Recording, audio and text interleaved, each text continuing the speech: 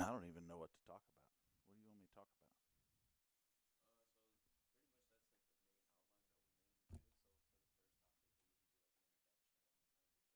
So a whole 8 minutes of that, probably.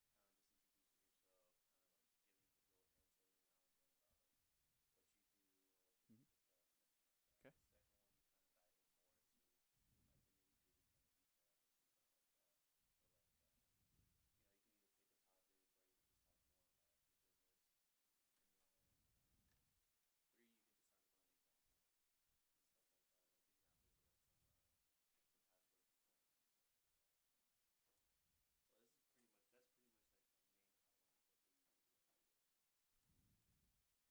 Okay. But since this is the first one, it might be a little different, huh? More of an intro. Are we already streaming? Hey, everybody. Hey, nobody. It's like nobody. Oh, we got one. That's probably us. Mhm.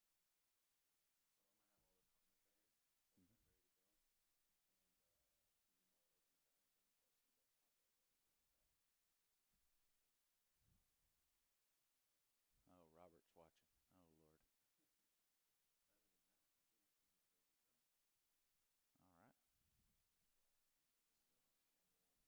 All right. So that's Robert's stream we're on right now. But it's also streaming on all the other sites. Gotcha. Right.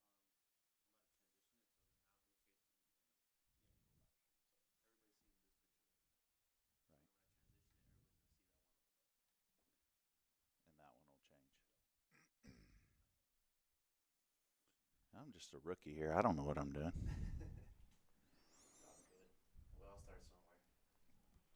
Dang, look at that. We got 6 people. That's a record. It's our new record. 6. I thought it said like so and so has come on. Can't see that on the screen. You know when folks log on to a live, see it says 6 people. Where does it show so and so is here? Usually it would show that. Oh no. It'll start shortly though, evidently.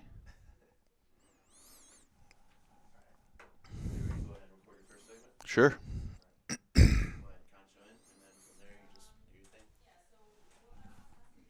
Act like I know what I'm talking about.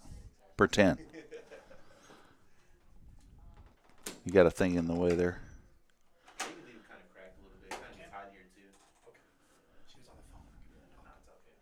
You won't be able to hear it.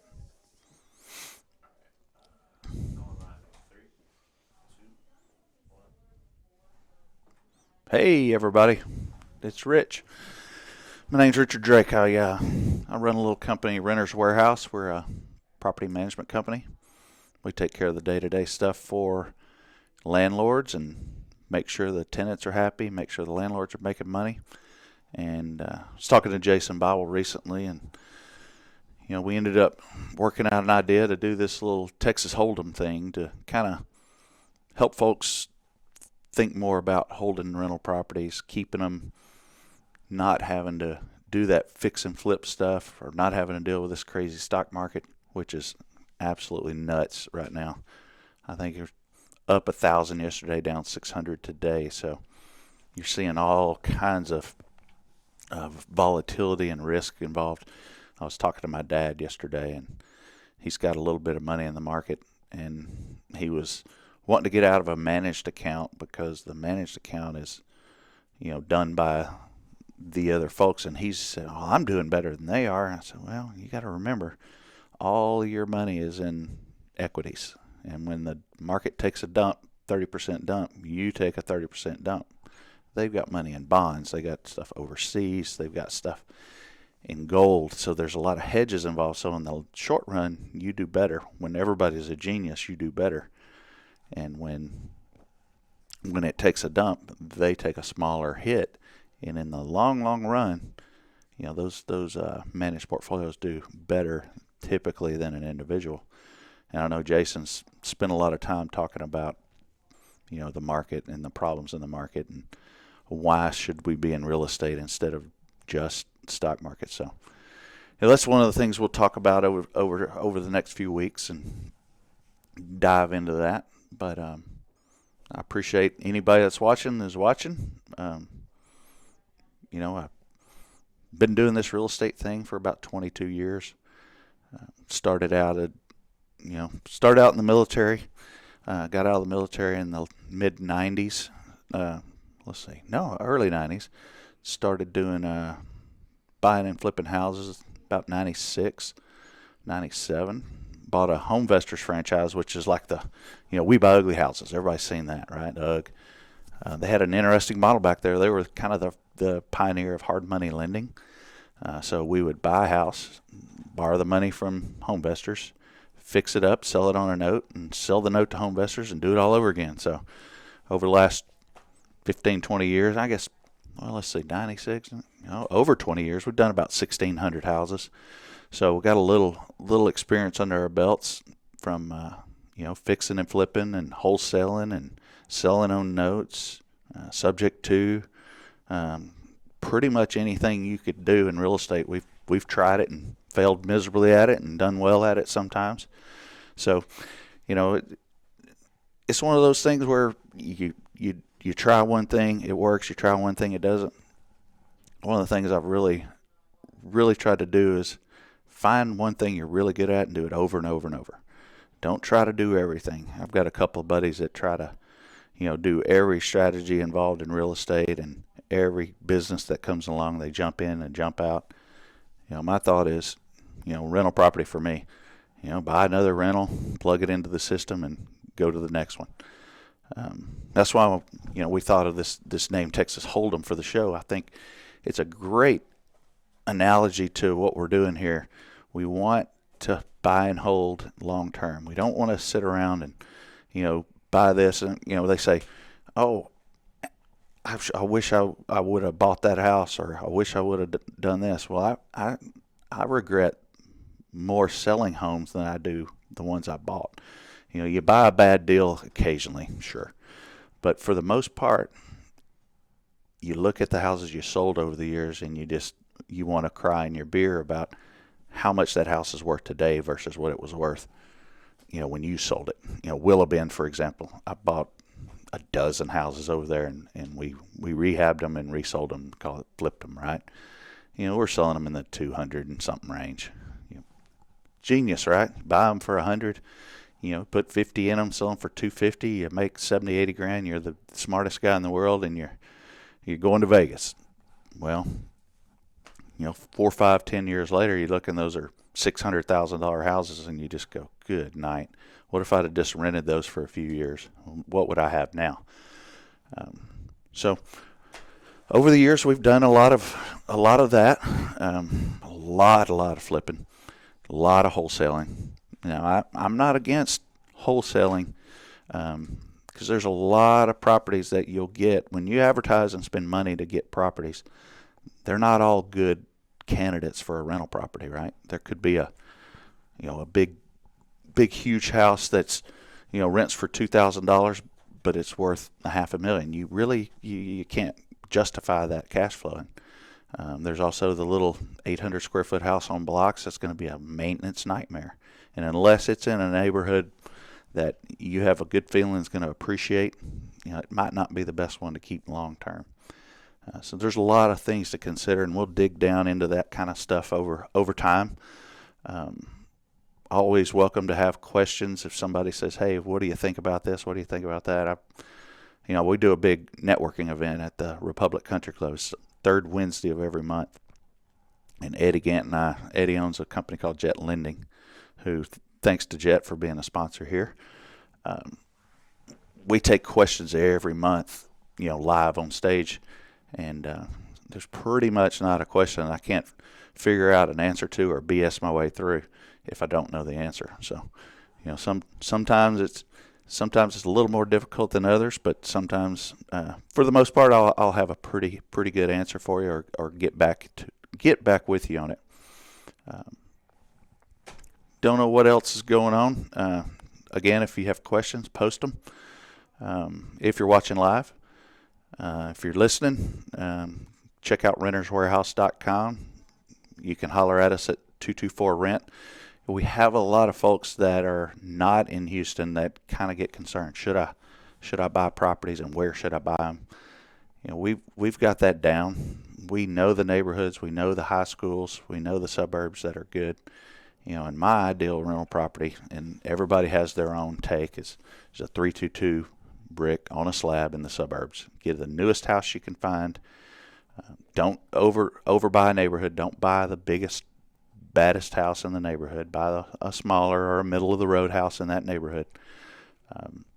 Don't go crazy.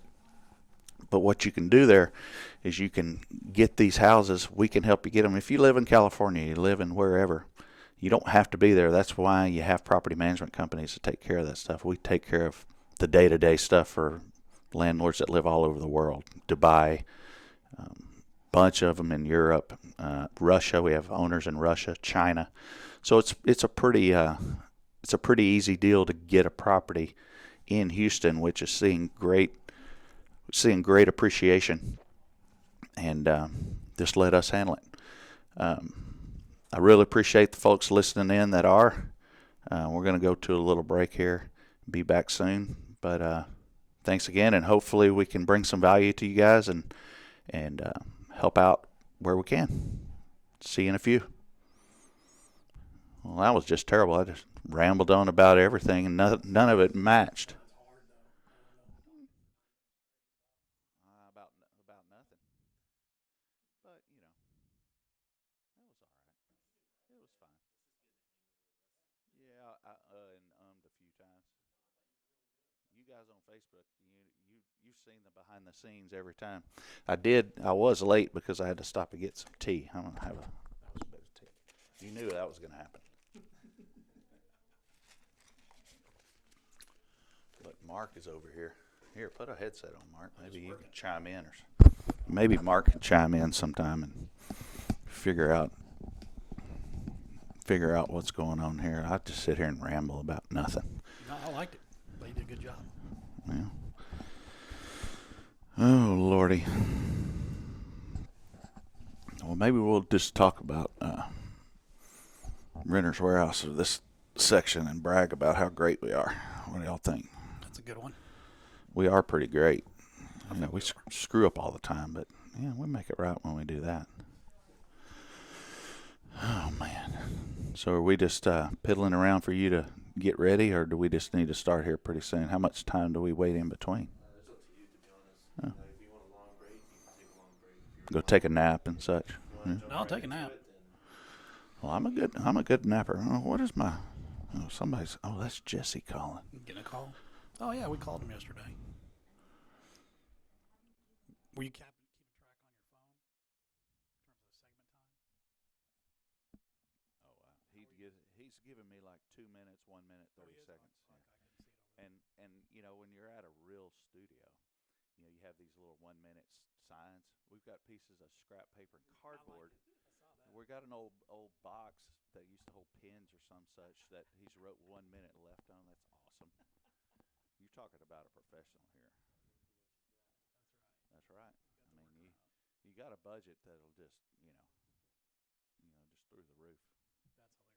That's hilarious. You could probably buy. Let me tell Jesse that I'm a busy man. I'm important right now, so I can't talk to you. What do we call Jesse about that Trek question? Yeah. No, we don't need it now, though, do we? What was no? Oh, it was the agent thing. Yes. All right.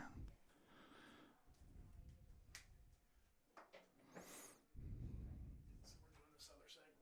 I'll jump in. So it don't sound like the Scooby-Doo ghost. See, I'm being all big shot. Recording a radio show.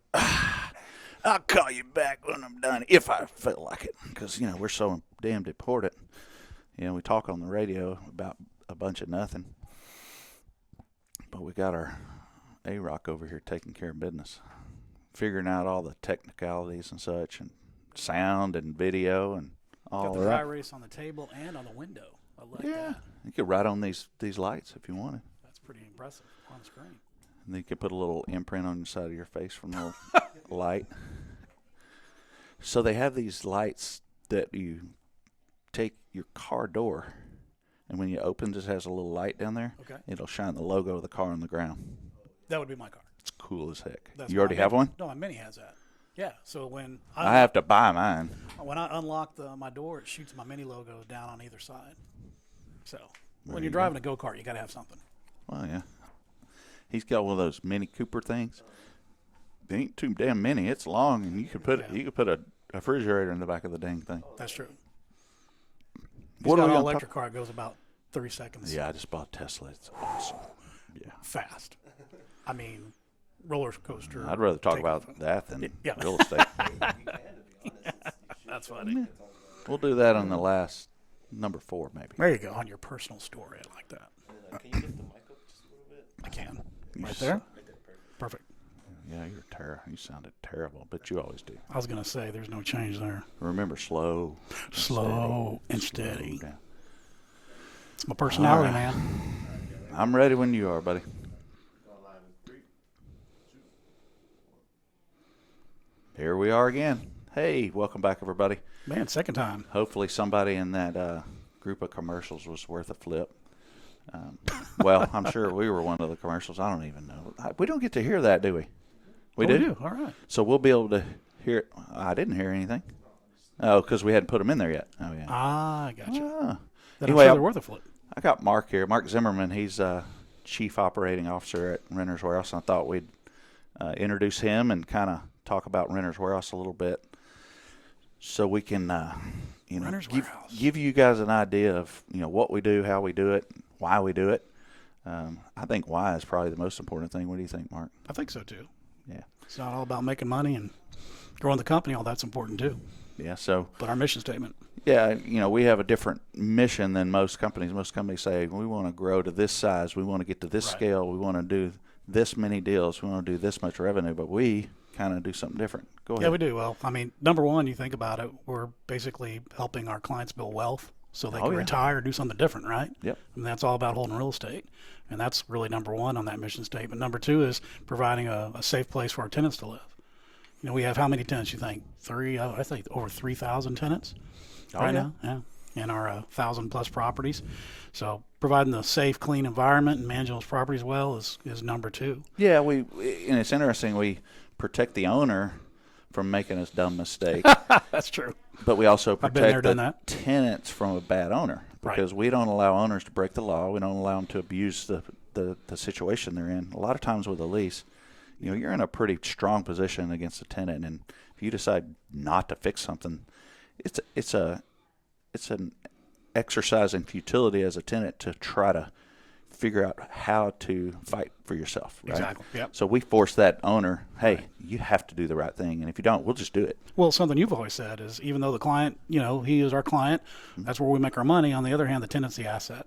The tenant's, Absolutely. you got to take care of the tenant or you're not going to have any clients. You're not going to have any property. Yeah, I mean, if you walk around our office, you'll see signs. Tenant is the asset. The reason is, if that tenant stays and renews and they're happy, they'll stay forever, and our owners get rich. Mm-hmm.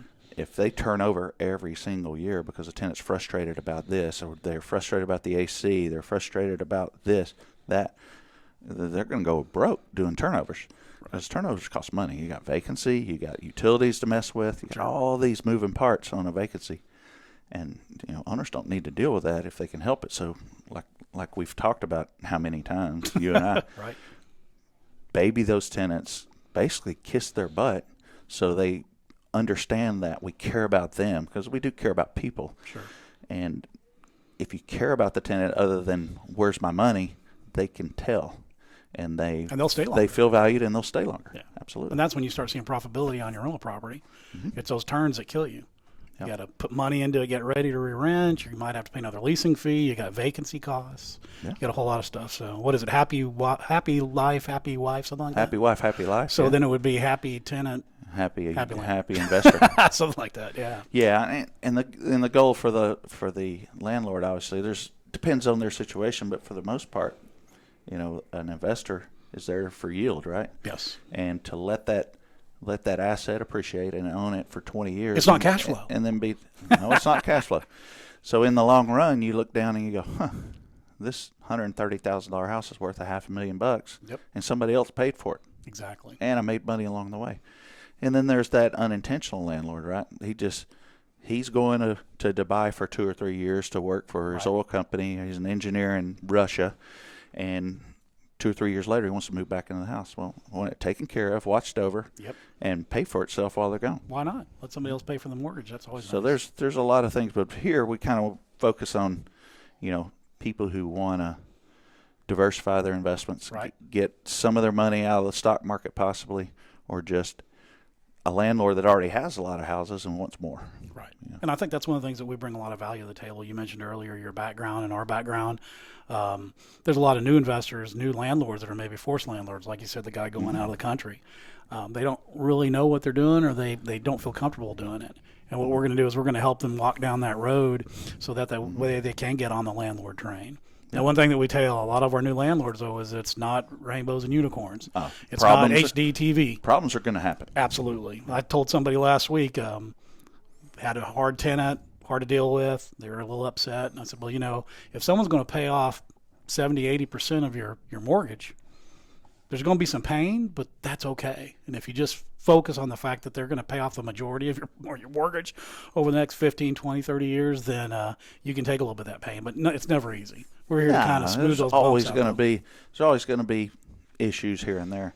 But I think if you look at, a stock portfolio versus a rental portfolio, even with the added... Hey, I always buy high and sell low.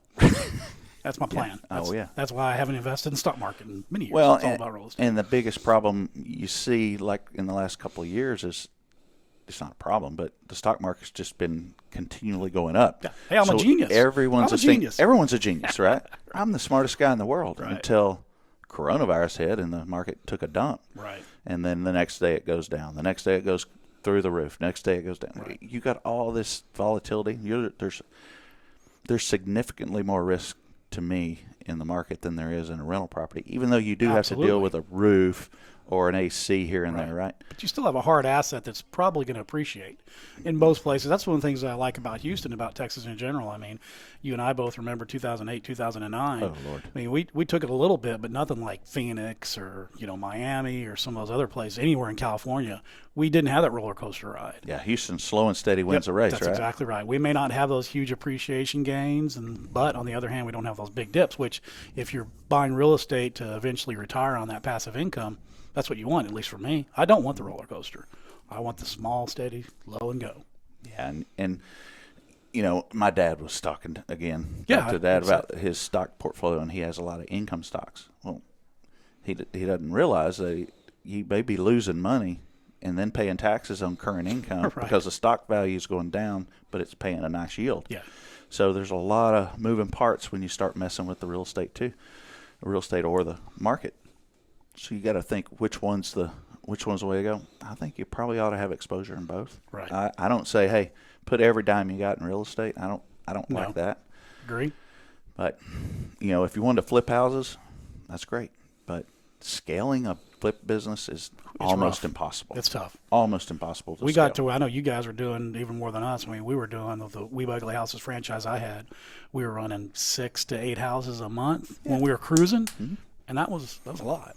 I mean, it is. I don't know how you get up and double that without But you take so much risk when you buy these terribly trashed houses, and your holding costs are horrible. Next thing you're probably borrowing short-term money. Your interest-only payments are rough.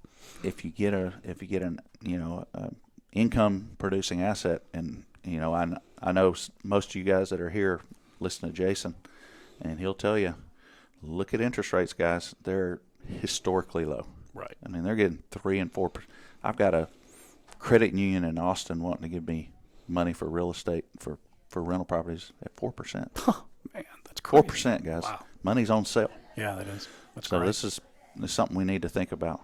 And I think it's something like you mentioned too, and that is you do need to diversify even inside your real estate business. Sure. I mean, when we at our last Redneck Country Club, Republic Country Club event last month, I had somebody come up and they said, "So you're saying I should just get out of the flipping and I should start holding?" I said, "Absolutely not.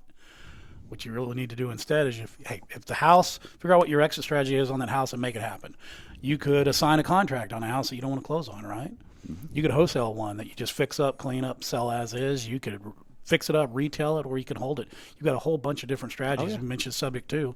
So don't go pick one. take them all. Gotcha. All right. Well, Mark, I appreciate you sitting in for a segment. Would you mind sitting in one more? Absolutely. I think we got a little bit more to talk about. Yeah. See you in a minute. All right. Thanks.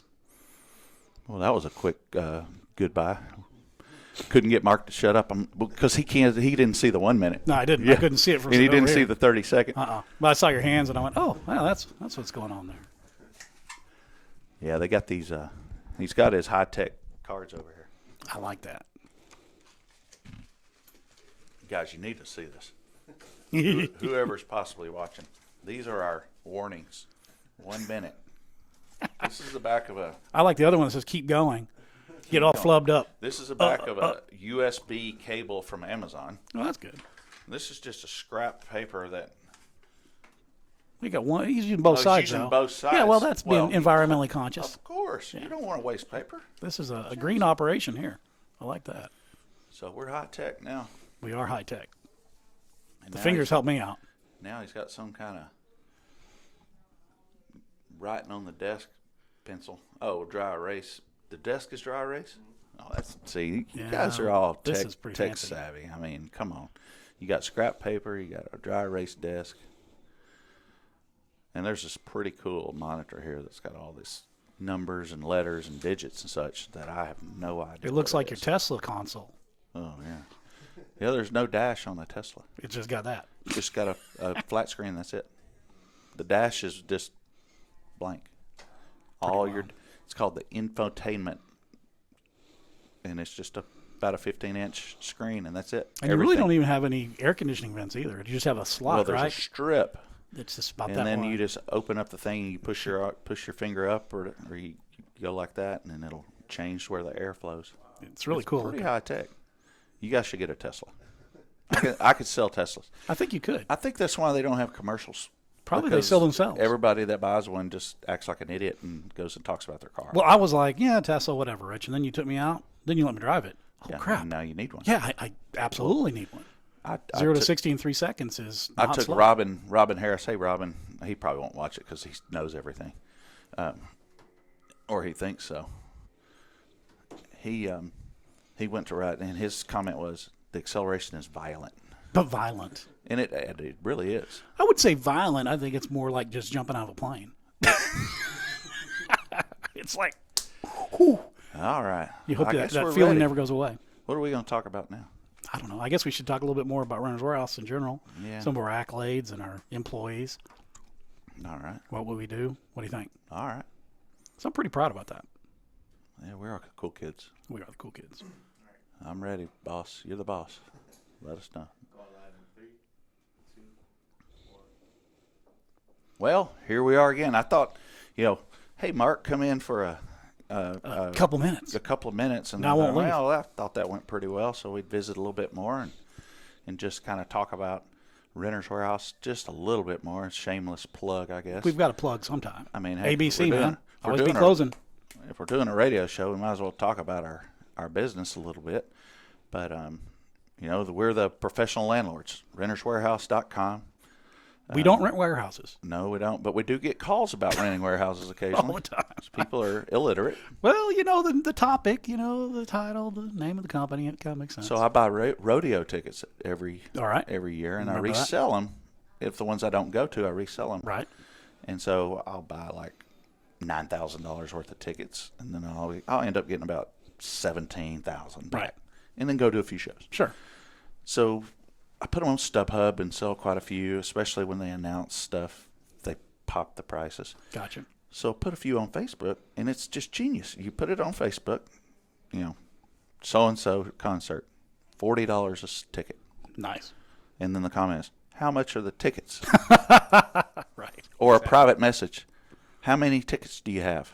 Well, it says 4 tickets, $40 People are just each. getting so excited that they're just blowing right past the People verbiage are- and going straight to the question. People are not smart. Yeah, that happens. And it happens with wholesaling. It does. When you sell a house and you put this beautiful flyer together on MailChimp. This is the MailChimp genius right here.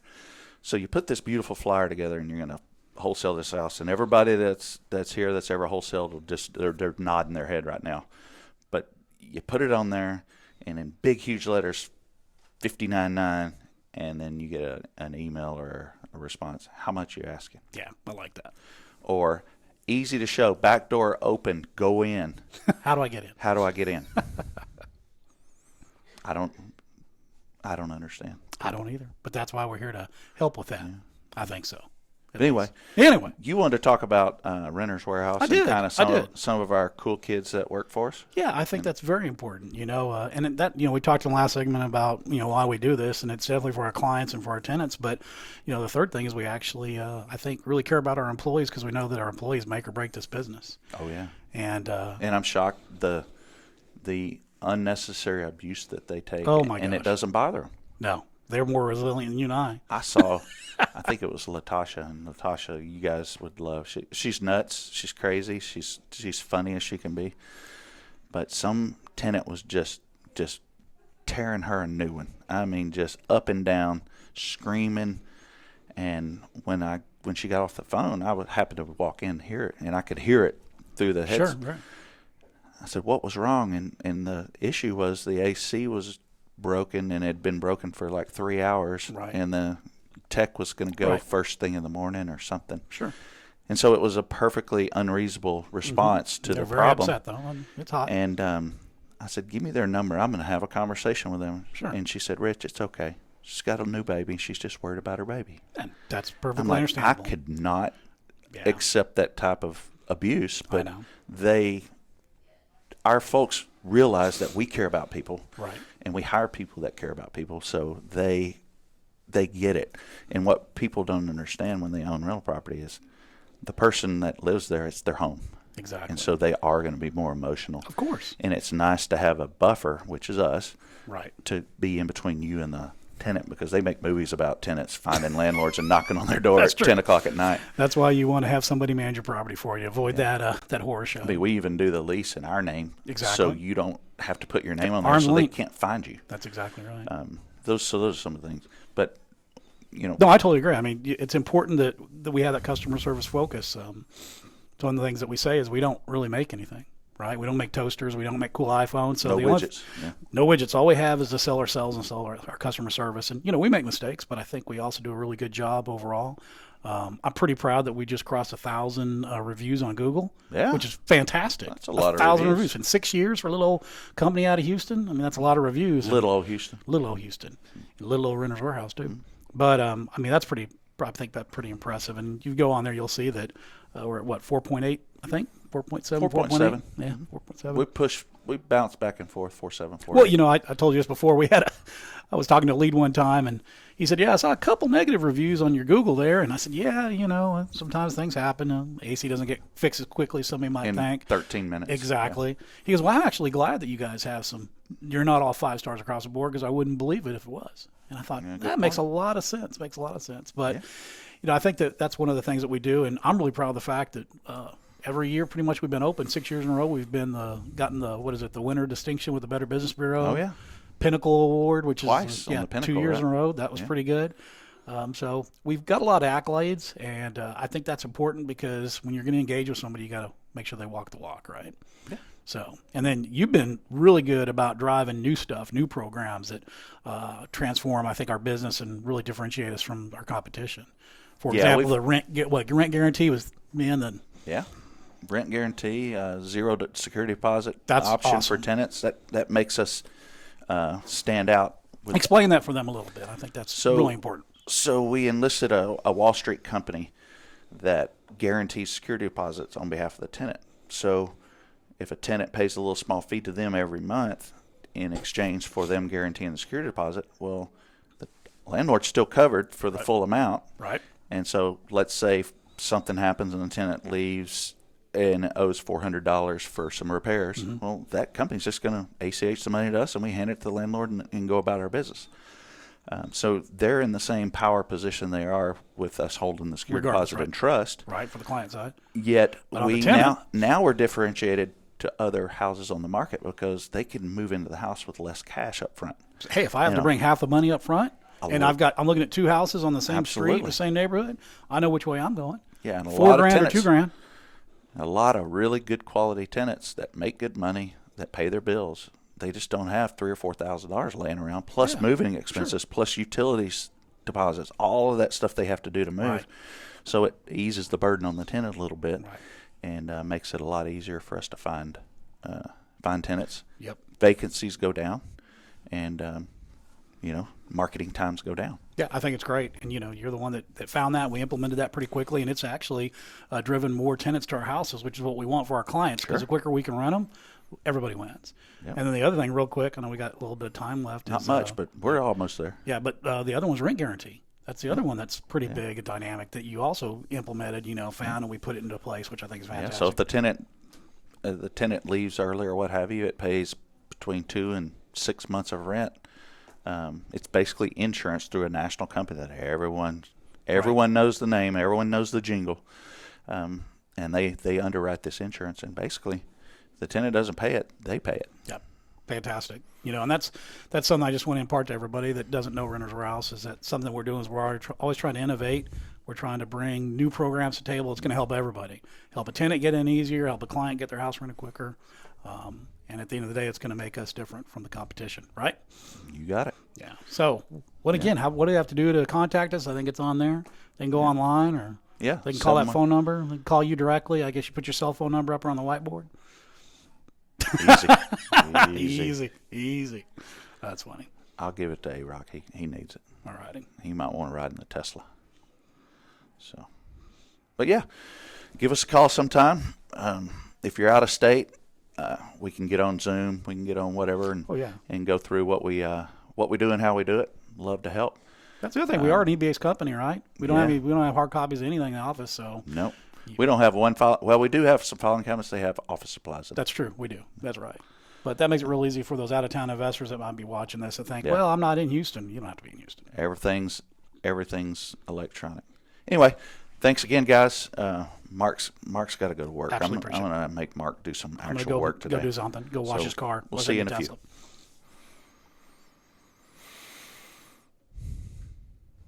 We got a pretty good banter going there. We got a little good banter.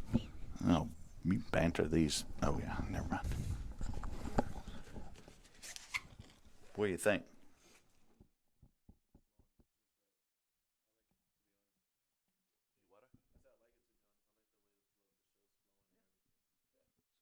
Maybe we could put one of those segments in each show or something. One of them.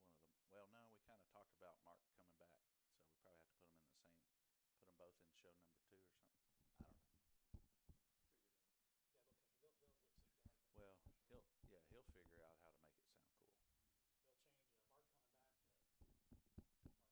sound cool. Charlie Brown's teacher. So that's 4 out of 8, huh? Oh, that's 3 out of 8. I'm gonna have to find a little boys' room after this one. I'm sure there's one on each floor.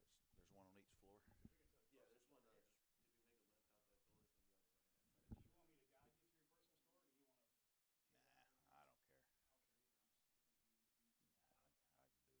I can do that. Do I have to do the personal story about you? Case study, you can talk about JD.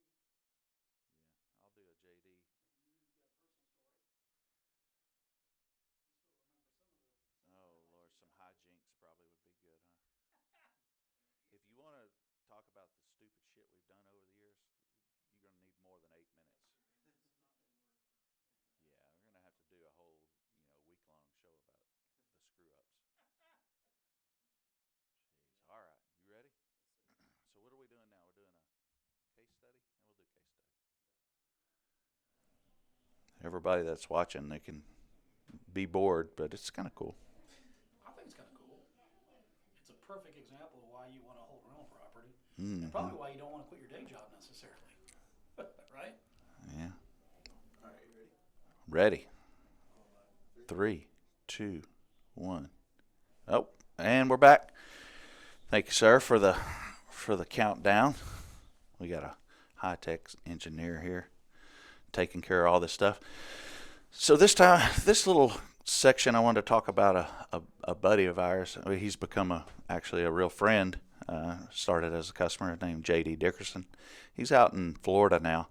J.D. was up in Humble, Atascocita area. He had about, 20, 25 rental properties that he had acquired over the last several years. And his issue was that he was answering the phone at 10 o'clock at night dealing with tenants. He was dealing with every little problem and every little issue. And actually, Mark, our COO, ran into him on a bus tour of some properties. And we visited with JD several times about coming over to Renter's Warehouse. And he actually said, you'll never, his kids were like, "You'll never do it, Dad." And he's like, "These are my babies. I don't trust someone else to take care of them." So what we did, we kind of analyzed the portfolio, took a look at it, and ended up working out a deal. And he packed his family and moved to the Florida Keys. So in less than 5 years, he acquired these properties, had enough cash flow and equity to basically move his family to the Keys and be done. But what we did for him was we took the properties that he was self-managing, and he was doing a pretty good job. He wasn't perfect, and no one's perfect. But some of the things he was doing wrong was letting people go month to month when they should be renewed.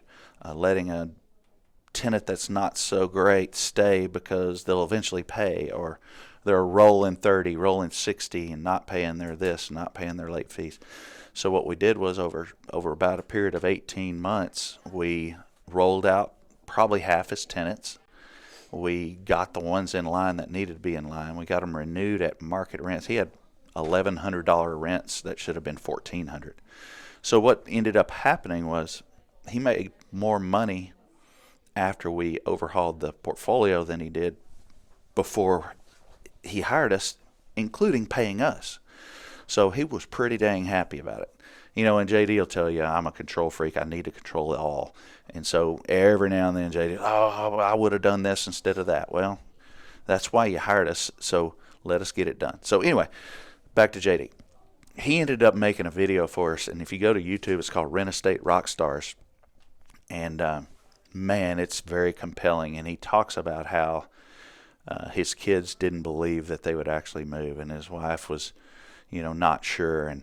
And now he's so glad that he made the decision, A, to buy these rental properties in the first place, and B, to hire somebody like us to handle the day-to-day. And now those tenants don't call him anymore because they don't get a result when they call him. They get a, "Hey, you need to call Renter's Warehouse." And so over time, they quit calling JD, and now JD can actually relax once in a while and not have to deal with the day-to-day landlording. And I can't speak to JD's net worth, but I will say that most of his houses are up in that northeast side: Spring, Umbella, Atascocita, Crosby, and man, the appreciation up there. Oh my goodness.